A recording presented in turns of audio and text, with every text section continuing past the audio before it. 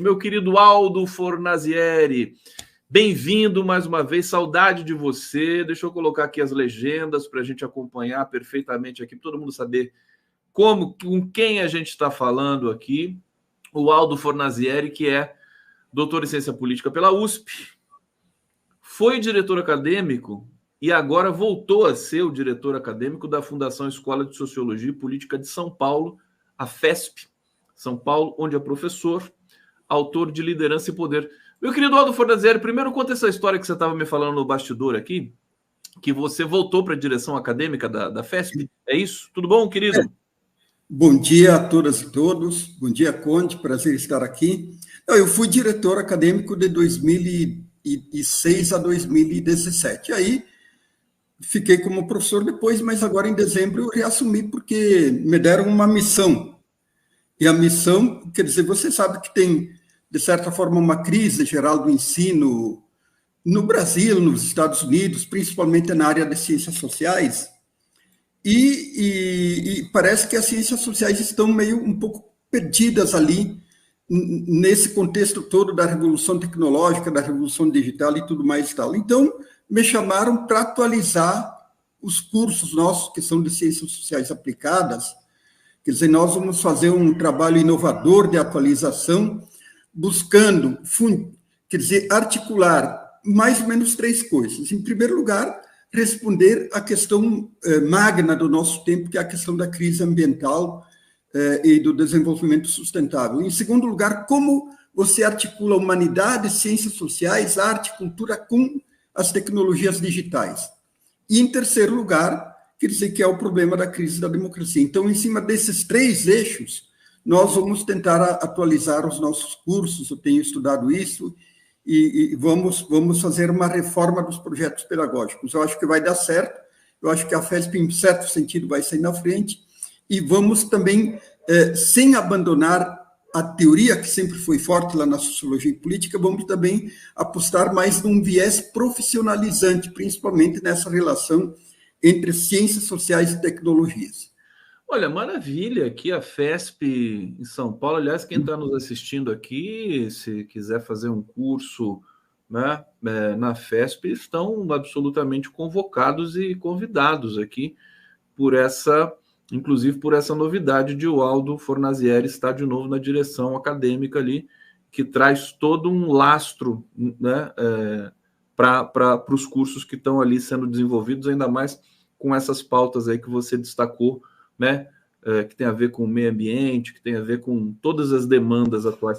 Aldo, eu vou querer falar com você hoje sobre Fernando Haddad, sobre Israel, crise Israel-Brasil diplomática, mas não tem como não falar do ato na Paulista de ontem, que nós vimos ali a extrema-direita brasileira, agora se misturando muito mais com religião, né? Eu tive essa percepção ontem.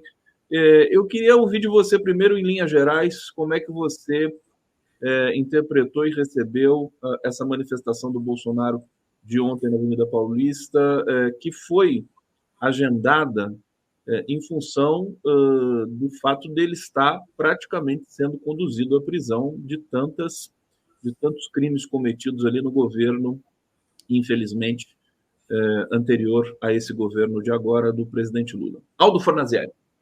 Bom, eu entendo que o ato teve uma natureza ambígua. Por que teve uma natureza ambígua? Por um lado, ele foi defensivo, exatamente por isso que você coloca, quer dizer, o Bolsonaro está numa defensiva perante o judiciário, com a perspectiva dele ir preso, da cúpula que o cercou e que planejou o golpe ir presa, de vários atores ali que vandalizaram os prédios públicos já estarem presos, né, com condenações altas, e aí vem todo um problema de coerência do judiciário, né, do STF. Quer dizer, se esses que vandalizaram pegaram penas altas, quais serão as penas da cúpula que organizou o golpe? Quer dizer, aparentemente ela tende a ser mais alta. Então, não é brincadeira, digamos assim, quer dizer, essa situação deles é uma situação muito delicada, então, nesse sentido, foi um ato defensivo. Mas, por outro lado, foi um ato ofensivo do ponto de vista político. Por que foi ofensivo do ponto de vista político?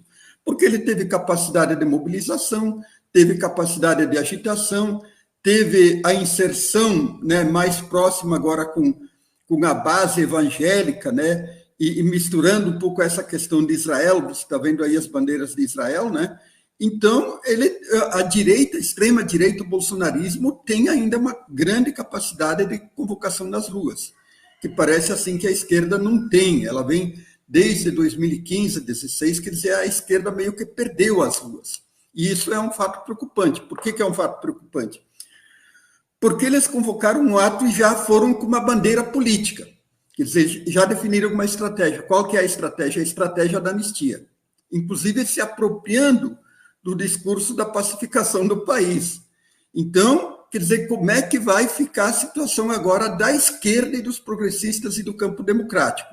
Sabendo que o Congresso é conservador, quer dizer, eu acho que eles vão fazer uma pressão muito grande sobre o Congresso para que seja aprovada uma anistia, coisa que, de forma absoluta, o campo progressista, o campo democrático e as esquerdas podem aceitar, porque nós sabemos onde dão as anistias, dão na impunidade e na perspectiva da manutenção desse imbróglio todo da pronunciamento político eterno dos militares aqui no Brasil.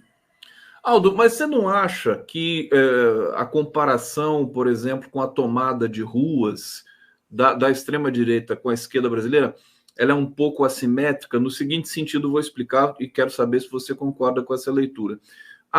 Essa tomada de ruas da extrema-direita parece uma coisa mais festiva, parece uma coisa mais assim, um evento misturado com religião e tudo mais, e que as pessoas vão, quer dizer, mobilizar politicamente é uma coisa, imobilizar nesse descompromisso, digamos assim, que a gente rastreia ali nas fileiras da extrema-direita, seria outra coisa. Você consegue entender um pouco a minha questão? Não concordo. Eu acho que é um ato... Não concordo. Nós temos que ser realistas em política e ver a força que ele tem, porque, por exemplo, a mesma base do Trump nos Estados Unidos é uma base evangélica e é uma força política organizada que a esquerda não tem. Antigamente, como é que a esquerda mobilizava? Pelos sindicatos. Os sindicatos não têm mais força. Então, qual que é a direita tem uma base social, territorial organizada e em instituições, que são as instituições dos evangélicos, das igrejas evangélicas. É uma potente força mobilizadora. E ela tem uma natureza política, porque eu penso que a esquerda ainda não entendeu qual que é a natureza da extrema-direita. A extrema-direita ela não é só um problema do descompasso da globalização que não deu certo, que deixou gente à margem das estradas e assim por diante. A extrema-direita ela se estrutura em cima de valores. E a esquerda deixou de disputar a hegemonia. Quer dizer, toda a teoria do Olavo de Carvalho, da disputa de hegemonia em torno do marxismo cultural, quer dizer, eles estão ganhando essa batalha. E se você for ver, a esquerda não está falando muito em valores, ela está numa defensiva em torno de valores. São valores extremamente conservadores. Essa mistura com Israel não é por acaso, porque ali está o núcleo constitutivo do conservadorismo da extrema-direita em torno da Bíblia e de Israel antigo. Eu vou fazer o papel, então, de advogado do Bolsonaro aqui com você, meu querido Fernando, para não dizer diabo, né? Você é advogado do Bolsonaro. Porque é o seguinte, muita gente comentou, ontem eu participei intensamente da cobertura desse ato na Paulista, com vários debates, com transmissões, com reflexões, com várias tendências de pensamento também. E o que ficou assim um pouco claro para mim é que há uma ambiguidade, como você disse, no sentido de saber se a extrema-direita tem toda essa força mesmo e se a esquerda tem toda essa fraqueza mesmo. Por exemplo, e um dos argumentos que apareceram é que a campanha do presidente Lula, vitoriosa em 2022, ela arrastou milhões nas ruas, né? Inclusive, a comemoração da vitória foi ali na Paulista com pelo menos 500 mil de pessoas ali, os comícios, né? Na Bahia levou 1 milhão de pessoas. A gente fica falando em milhão, quantidade. A pergunta que eu queria deixar para você, a reflexão que eu queria que você fizesse é: a esquerda não está tão mal assim, digamos, de aglutinação, e se a gente lembrar da campanha de 2022? Mas veja o seguinte, você tem que distinguir o que é uma campanha eleitoral do que são mobilizações políticas. Durante todo o governo Bolsonaro, Bolsonaro fez mobilizações políticas, 7 de setembro, outros eventos e assim por diante, que eram fora da campanha eleitoral. Esse evento foi fora da campanha eleitoral. Veja o seguinte, aconteceu uma tentativa de golpe dia 8 de janeiro do ano passado. Quais foram as grandes mobilizações que aconteceram? Nada. Então você tem que distinguir os fenômenos. E essa capacidade mobilizadora do Bolsonaro, ela vem se mantendo ao longo do tempo, né? Então, isso é muito preocupante, quer dizer, essa desmobilização de rua das esquerdas, fora o fato de que, do meu ponto de vista, ainda a esquerda enfrenta graves problemas de disputa nas redes sociais, na política, na tecnopolítica, na política digital e assim por diante. Então, eu acho que é preocupante, porque se crescer esse movimento pela anistia, como é que a esquerda vai fazer? Ela tem capacidade de mobilização ou ela vai ficar na defensiva? Quer dizer, essa é a pergunta que tem que ser respondida agora, porque a direita definiu uma estratégia, que é a estratégia da anistia. E se apropriando do discurso da pacificação, que em parte o Lula tentou se apropriar e não conseguiu viabilizar. Mas não é um pouco caricato, quer dizer, você imaginar a extrema-direita querendo defender o Estado Democrático de Direito? Aliás, pois é, muitos erros ali também, né, Conte, então, esse é todo o problema da comunicação e da retórica e da disputa pela hegemonia. Nós estamos disputando a hegemonia. Quer dizer, qual foi o grande trabalho em cima da democracia e do Estado Democrático de Direito que foi feito após o 8 de janeiro? Foi tudo meio esparso, sem estratégia, sem uma comunicação clara, definida e assim por diante. Quer dizer, nós temos que trabalhar, disputar a hegemonia em torno de valores, dos valores da democracia, o que é o Estado de Direito, o que é a contra a tortura. Quer dizer, em parte ali agora estão imputando ao governo o apoio ao terrorismo. Quer dizer, que disputa está sendo feita em torno disso? Vamos aprofundar um pouco mais esse debate. Temos muito ainda para discutir aqui no nosso programa, no 11 News. Eu quero agradecer a presença massiva aqui, o público cada vez maior, canal do Conde na TVT, e estamos esperando os comentários, perguntas, críticas, sugestões de vocês. Por favor, deem um like na nossa transmissão, inscreva-se em nosso canal, e eu vou para o bate-papo aqui trazer 3 comentários, Aldo. A Maria Aparecida Coimbra Peixoto está dizendo: o ato de ontem, segundo avaliações dos petistas raiz, foi grande, muito grande. Pois é, nós temos avaliações para todos os gostos também desse ato. Davi Pires: o que manda é o voto na urna. Bolsonaro, com a máquina na mão, infringiu as leis e ainda perdeu a eleição. Soraya Tagana: gado patrocinado, dinheiro jogado nas caravanas, esquerda não tem trízimo para pagar povo nas ruas. Nós vamos pela vontade. Outra questão importante, Aldo, é assim, saber se esse ato mudou a condição do Bolsonaro de investigado e de, enfim, sujeito prestes a pertencer ao sistema carcerário brasileiro. Muita gente dizendo também que não mudou nada, né? Fez o ato, mas ele continua sendo investigado. Inclusive, a PF está soltando hoje a informação de que vai usar a declaração dele sobre a minuta do golpe, né? Aquele estado de defesa, estado de sítio, para saber se ele tinha consciência daquele documento, que poderia também incriminá-lo no sentido de que ele conspirou para aplicar um golpe no Brasil. Queria sua visão sobre essas questões, por favor. Eu acho que não mudou e não deveria mudar. Agora, sabe como é que é política? Os tribunais superiores são tribunais de natureza política. Quer dizer, como é que eles vão se comportar se desencadear um movimento de rua pela anistia e pela reconciliação do país? Quer dizer, é um problema. Então, eu acho que não mudou, por enquanto não mudou, e eu, do meu ponto de vista, não deveria mudar, porque eu sou contra a anistia. Quer dizer, nós devemos ser contra a anistia.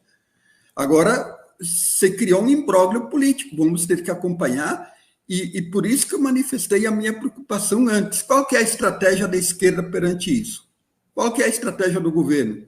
Qual é a estratégia do campo democrático? É isso que tem que ser respondido agora, porque não dá para ficar achando que eles vão brincar em serviço, quer dizer, eles já demonstraram que não brincam em serviço, quer dizer, e principalmente no momento de certo desespero, com a possibilidade de prisões, de cadeia e tudo mais tal, eles tendem a ir para a ofensiva.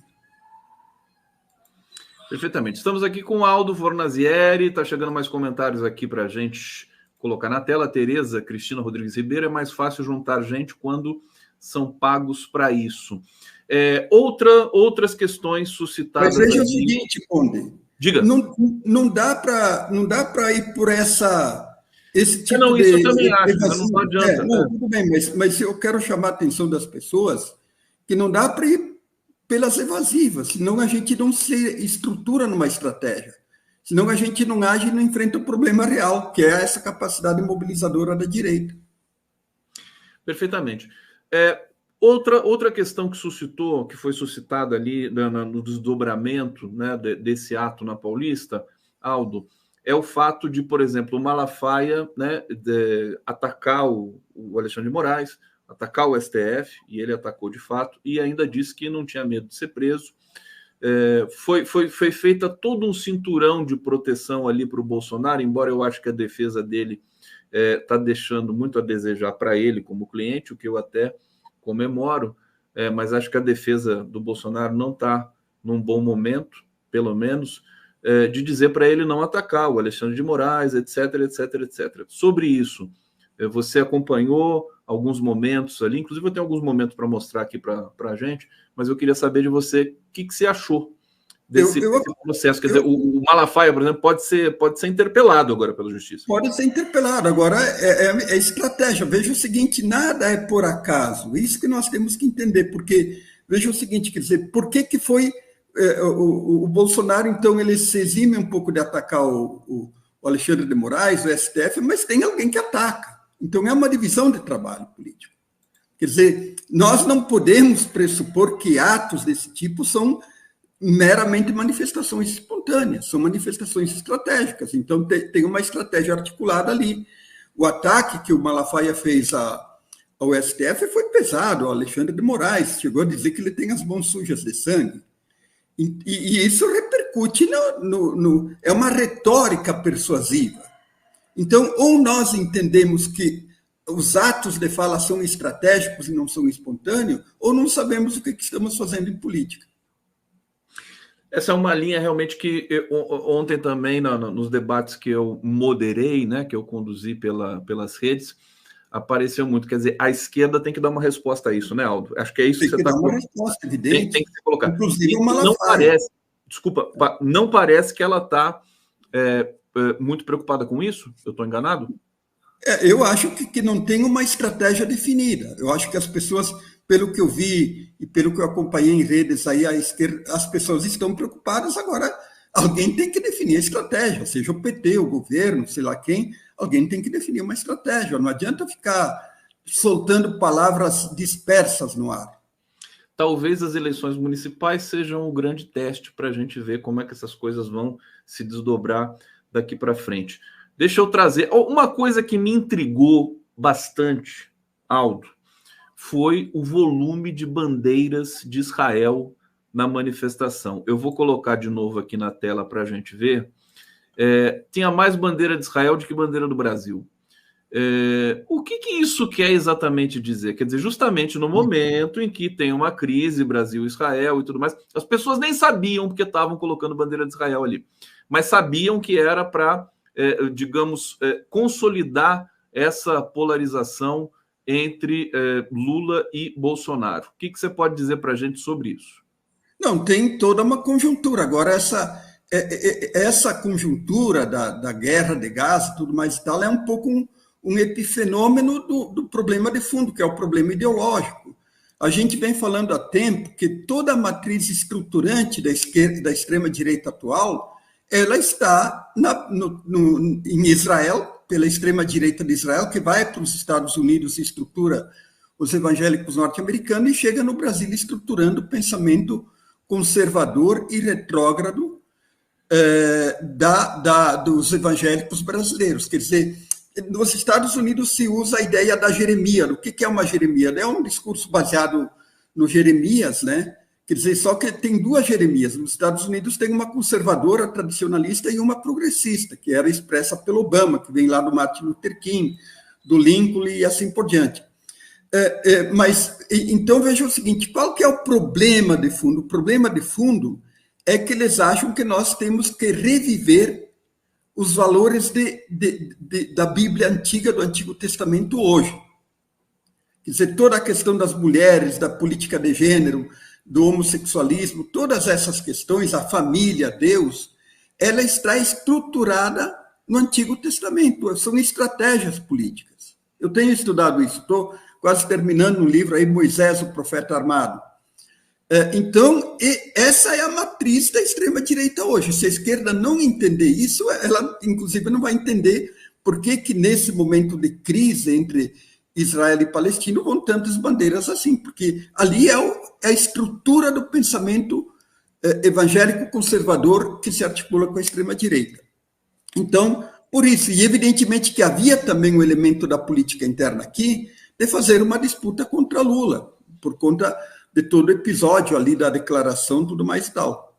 Houve uma leitura também, Aldo, do seguinte, de que o bolsonarismo, né, essa extrema-direita, fascismo, seja lá como a gente classifique, nomeie, agora está embicando para o messianismo, porque o discurso da Michelle Bolsonaro, inclusive, foi cheio de citações de Bíblia e tudo mais. Já era. Você acha que não pode ficar já mais? Era. Durante a campanha, que nós vimos, durante todo o mandato do Bolsonaro foi isso, gente. Então não dá para se enganar. Ou nós percebemos o que está se estruturando, se articulando, ou cada dia vemos uma coisa nova, que tem que perceber a realidade como ela é, gente. Aldo Fornazieri aqui no 11 News, pedindo para todos vocês aqui, eu estou pedindo para vocês darem um like e participarem aqui do nosso bate-papo com superchat. Você pode não fazer superchat também, mandar sua pergunta, que eu vou tentar encontrar aqui no nosso bate-papo, que recebe milhares de perguntas durante o programa. Aldo, a organização do movimento, do ato do Bolsonaro, dizia que esperava 700 mil presentes. O dado da USP, técnico de medição ali, na Avenida Paulista, que é muito consolidado, né, e rigoroso, trouxe o pico de 185 mil pessoas por volta das 15 horas. Pergunta que eu te faço, evidentemente que foi um evento grande, mas eles costumavam levar mais gente, né, em outros momentos. Isso pode ser caracterizado como digamos, um fracasso da manifestação? Não acredito. Seja lá se foi 180 mil, 200, 600 mil, como disse a Polícia Militar, quer dizer, foi um ato grande. Quer dizer, esse é o fato. Foi um ato grande, repercutiu como um ato grande, um ato de força, e não dá para... Veja o seguinte, Conde, é impressionante como o pessoal tenta encontrar desculpas para eventos que não são adversos. Não dá para ser assim. Ou encaramos o problema de frente, ou vamos construindo dificuldade no nosso caminho. Mais um dado, então, para você. Há um comentário de bastidor que coloca que o Bolsonaro contrariou pastores importantes em São Paulo e que por isso que não teve uma adesão maior ainda do que foi. E a explicação é que o Malafaia é um pastor do Rio de Janeiro, ele organizou esse ato na Paulista, e os pastores de São Paulo, que têm as suas operações em São Paulo, Edir Macedo, Estevão Fernandes, R.R. Soares, não foram sequer convidados, e a gente sabe que existe também uma disputa muito grande entre as igrejas evangélicas. Sobre isso, o que você pode dizer para a gente? Isso é significativo, porque ali, então, a esquerda, o governo, eles deveriam definir uma estratégia de articulação com rachas dentro do campo evangélico, mas agora o Feliciano estava lá, né? Então, quer dizer, tem uma ambiguidade. Agora, o que eu não percebo ao longo do tempo é uma estratégia eficaz da esquerda para a disputa do campo evangélico. Evidentemente que tem um setor que vota, de evangélicos que votam no Lula, ele é significativo e assim por diante. Agora, tem que ter uma estratégia mais definida, até porque, quer dizer, a previsão é de que em 1930 os evangélicos vão, 2030 os evangélicos vão ser 50% da população brasileira. E se esse campo conservador continuar se estruturando, evidentemente que ele vai ter esse fenômeno todo do crescimento dos evangélicos vai ter uma repercussão política cada vez maior no Brasil, inclusive em eleições. Então, não é brincadeira isso. Não é brincadeira, assim como a questão ambiental não é brincadeira, o crescimento dos evangélicos não é brincadeira no Brasil. E o crescimento da participação deles na política também. Na política, agora, o momento para se disputar... Quer dizer, você viu, só um pouquinho, você viu ali o IBGE, quantos templos tem no Brasil, quer dizer, a principal organização de disputa de hegemonia territorial no Brasil hoje são os evangélicos. E não parece que a esquerda quer disputar esse espaço. Parece que não. Agora, o momento seria bom, né, para a esquerda disputar. Seria bom, exatamente, eu acho. Concordo. Você tem tensões ali, dissensões. Uhum. O momento agora é bom. Ana Lúcia Ferreira está aqui, concordo com o senhor Aldo, tem que perceber que esses movimentos de extrema-direita são importantes e devem ser bem analisados pela esquerda, PT, PSOL, etc., senão vamos perder novamente em 2026. Vamos ver um pouco, então, o desdobramento. Você mora em São Paulo, já participou muito intensamente das eleições e de governos em São Paulo, meu querido Eleições, Aldo. de governos não. De governo não? Você não participou do governo Haddad? Não, eu fiz o programa de governo dele, mas dentro de um pacto que eu não iria para o governo. Eu achava que você tinha participado. Não. Você fez o programa de governo, tá aí. Ele só fez o programa de governo do Fernando Haddad. O que você acha? Como é que você acha que está colocado o cenário pré-eleitoral aí para as eleições municipais? A gente está vendo algumas pesquisas pipocando agora em que o Ricardo Nunes já está ali empatado com o Guilherme Boulos. Tu pode falar alguma coisa para a gente nesse sentido? Quer dizer, a própria chegada da Marta, faz tempo que eu não converso com você, eu não sei o que você falou a respeito da refiliação da Marta Suplicy no PT. Não, eu nem falei nada, mas eu acho assim que foi uma estratégia do Lula, né? Ele montou uma chapa para tentar ganhar, evidentemente. Quer dizer, nós podemos ter as nossas restrições, a Marta, toda a conduta política que ela teve e tal.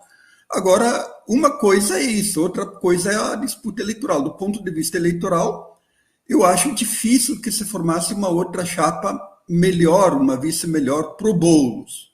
Então, são duas considerações. Eu vi que muita gente do PT criticou a volta da Marta, queriam colocar sob júdice e assim por diante, mas, quer dizer, é do jogo político. Acho que ela se equivocou ali no impeachment, em vários momentos, atacou fortemente o PT, mas, quer dizer, ali foi uma decisão do Lula, né? Então, do ponto de vista eleitoral, eu acho que foi uma boa equação. Agora, nós temos que ter consciência que é muito difícil ganhar essa eleição aqui, né? Então, qual que é a estratégia? A estratégia da polarização? Não sei, eu tenho dúvidas sobre essa estratégia.